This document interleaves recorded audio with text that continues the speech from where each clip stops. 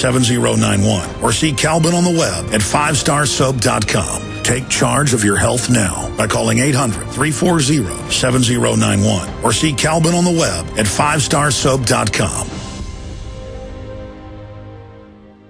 Hi, this is Alex Jones. Did you know that the global elite are now storing non-hybrid seeds in secret storage vaults near the Arctic Circle? Did you know that in a real meltdown, non-hybrid seeds can become more valuable than silver or gold? It's true, seeds have outperformed even gold and silver before in this country, and it's possible that could even happen again. So our friends at Solutions from Science have put together the perfect mix of non-hybrid seeds. They call it a survival seed bank, and it can produce an endless supply of nutrient-dense food for you and your family. And here's the best part. These seeds have not been genetically modified in any way, and you actually get enough seeds to plant a full-acre crisis garden. So visit them today at survivalseedbank.com. That's survivalseedbank.com, or give them a call at 877-327-0365. That's 877-327-0365. Remember, in a real crisis, non-hybrid seeds are the ultimate barter item. This is Alex Jones for survivalseedbank.com. You've heard Alex explain how the Silver Lungs generator infuses the respiratory system with your self-produced colloidal silver solutions, yet many are unaware of the entire function of the Silver Lung system and how it has been designed to deliver your silver solutions anywhere in or on the body. My name is Mario Cifaldi, and I'm the developer of the Silver Lungs generator. Not only does the Silver Lung system produce endless colloidal and ionic silver solutions, it also comes equipped with the proper applicators and devices needed to deliver your silver solutions directly to key target areas. This includes the eyes, ears, nose, lungs, topically to the skin, and orally for the digestive system. Be sure to watch our new 7-minute video tour of the Silver Lung system at www.silverlungs.com to learn more about how the Silver Lung system works. As well, we are always ready to answer any questions you may have. That's www.silverlungs.com.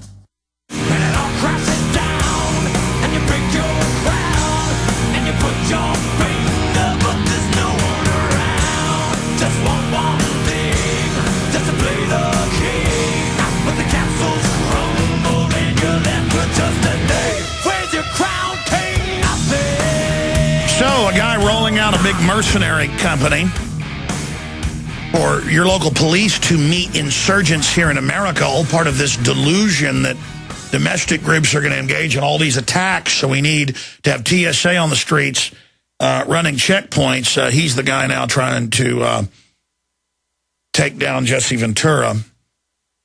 All this will do is probably make Jesse actually be more politically involved. He's actually pretty much riding off into the sunset, but they don't care. That's how they operate. Sell some books, you know, say that Jesse's happy Navy SEALs are being killed. That is so ridiculous. On its face, I don't believe it. I mean, just the fact that he says this now, 6 years later, writing a book, and it's not in the book, but he puts it out. I guess the publisher didn't want that in there, did they? I'm going to stop talking about that. It's just, it's intriguing when you start researching something. I remember talking to Jeremy Tallis. That's his nickname. His full name's German Tallis. And saying, okay, you're saying they came out of a doorway, sort of ramming you with a disabled girl in a wheelchair, and then yelling, don't attack her, over and over again. And I'd had Michelle Malkin's people behind me screaming, kill Michelle Malkin, and then leaving with her. So I'd experienced stuff like that. I guess that happened right around the same time, actually. Now go back 4.5 years ago, almost 5 years. So I understand those things go on. And you always know, because suddenly it's in the Denver Post, it's all over the news, it's all over blogs within like 30 minutes with the same talking point, and then we release the video showing it's them behind her and behind me yelling it, but still the media wouldn't retract till I threatened to sue them. Because I had to. They were defaming me, going, Alex is the guy that says kill women. They're slick, ladies and gentlemen.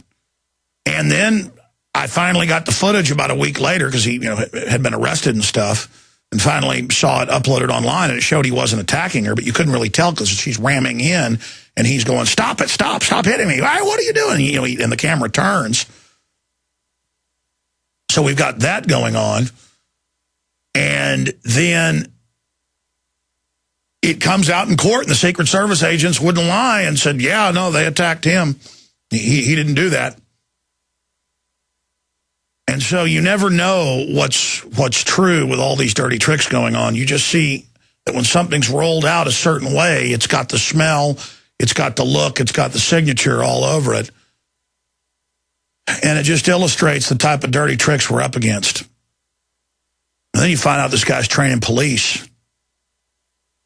This country's so gone. I mean, it is so run by foreign banks and all the fake economic numbers they're putting out. And this latest report put out about how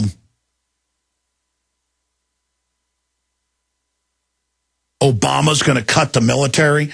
That's all left cover. Obama increased the overall budget for the military the last 3 years running. It's all smoke and mirrors. It's kind of like they claim that they've pulled out of Iraq, but 70,000+ contractors are there, getting paid 4 or 5 times what regular enlisted troops are paid, or even officers in many cases. And that's basically a puppet government over there. But they just tell the public the Iraq war is over. I mean, this is a system that is so corrupt that it openly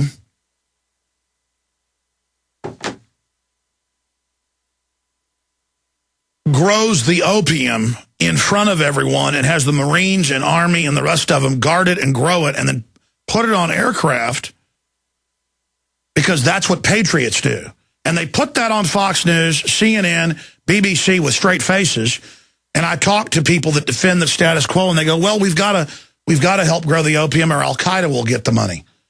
And I'm like, but you want the cops setting up checkpoints to find drugs that the government grew and shipped in and is producing 13 times what they were pre-U.S. invasion of Afghanistan. Hey, our government just put Al-Qaeda in charge of Libya on record. You understand that? And they go, yeah, well, sometimes you got to work with Al-Qaeda, but I've got to give all my rights up because of Al-Qaeda. You know, we've got to attack Iran because they're with Al-Qaeda. Even though the White House, before this one and the current one, have 5 different groups, 4 of them known Al-Qaeda, attacking the Iranians inside Iran on record, even though our government created Al-Qaeda. Do you understand that?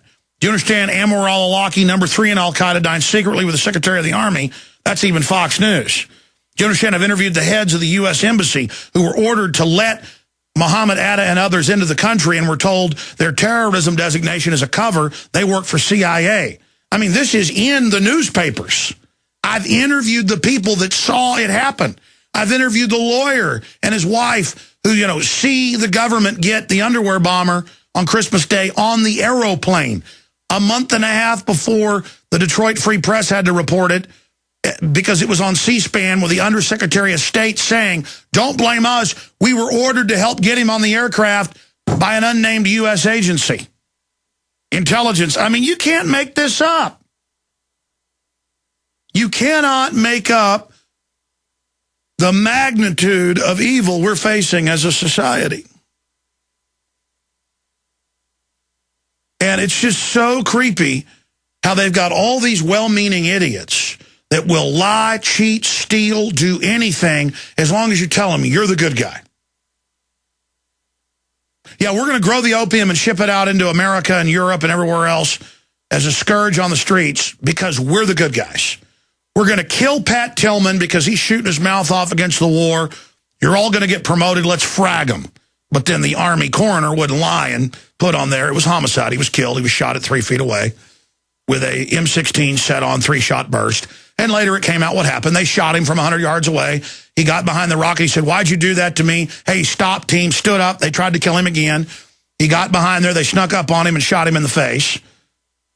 I mean, the military's full of people. If they tell you, they'll kill Navy SEALs. All this patriotism. Really, I talked to a Navy SEAL right here in Austin, Texas. And his best buddies in SEAL Team 6, and he wasn't killed in the helicopter that blew up in the fake Bin Laden raid or the one that blew up packed with 20-plus SEAL members. And the word is, well, yeah, they know a bomb was on it. They think Al-Qaeda got a bomb on the helicopter. But then they wonder, how did Al-Qaeda do that? And why did they all get concerned that day? Because they'd never been put that many of them on one of those old National Guard Chinook 1960s era helicopters. And they weren't sent out to save a group that was pinned down. So why'd the media lie? I mean, they all see that it's a PR stunt. They all knew there were complaints when it happened, and they know there was a bomb on the helicopter, but Al-Qaeda must have done it. Yeah, right. They're at the military base. Al-Qaeda knew that that helicopter was going to have a bunch of Navy SEALs sardined like a game of telephone booth into it, and then it was going to go blow up, and they'd have a fake mission you were going on to be heroes for the public back at home. Kind of like Pat Tillman was charging a hill, fighting Al-Qaeda, going up to the top of the hill,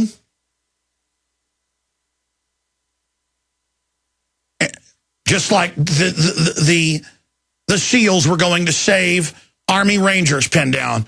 And then it turned out, oh no, it was a resupply effort. Turns out there was no mission. They admit there was nothing. They just said, get on the helicopter and fly to this point, and the helicopter blows up with all of them on board. And the people that investigated it, the SEALs that are alive, think Al-Qaeda stuck a bomb on the helicopter.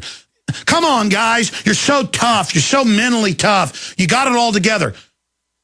But you're so hyped up in this little cult of serving the New World Order that you don't see you're used like garbage. Our military, you could say what you wanted about it, but pre-1990, they wouldn't let anybody use depleted uranium. Nobody. Because it's a death sentence for everybody that uses it. You might die in a year, you might die in 20, but let me tell you, it's about like smoking 10 packs of cigarettes a day and drinking a gallon of Jack Daniels. I mean, it's going to hurt you bad.